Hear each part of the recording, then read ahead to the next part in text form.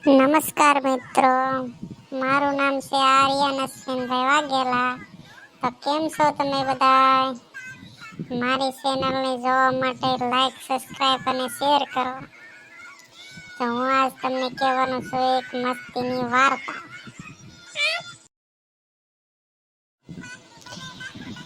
તો ચાલો વાર્તા ચાલુ કરીએ.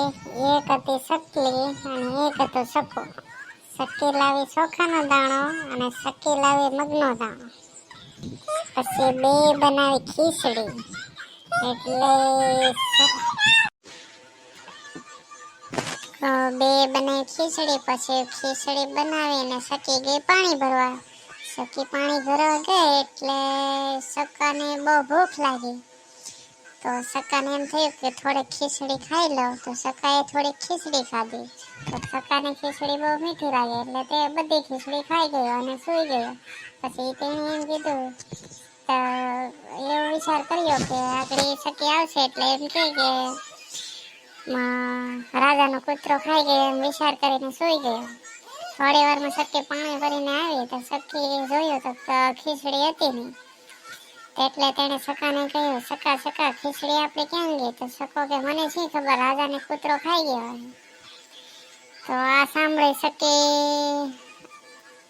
રાજા પાસે ગઈ અને રાજા પાસે ફરિયાદ કરી કે રાજાજી તમારો કાળિયો કૂતરો અમારી બધી ખીચડી ખાઈ ગયો.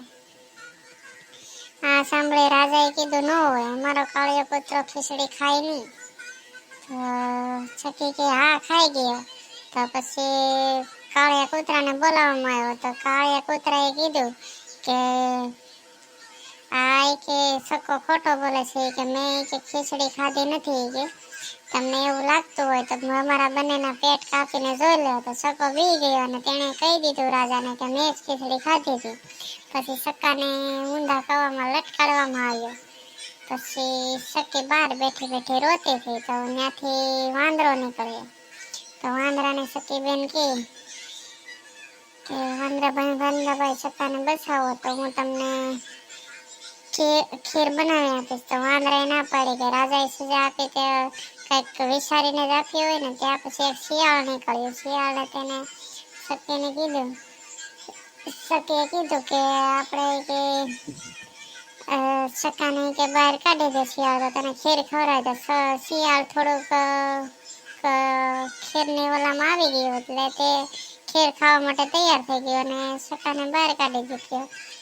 અને સકીએ ખીર બનાવી અને સાળિયાને ખવડાવી દીધી. સાળિયાને સકોને બધા હવોને ઘરે વહી ગયા.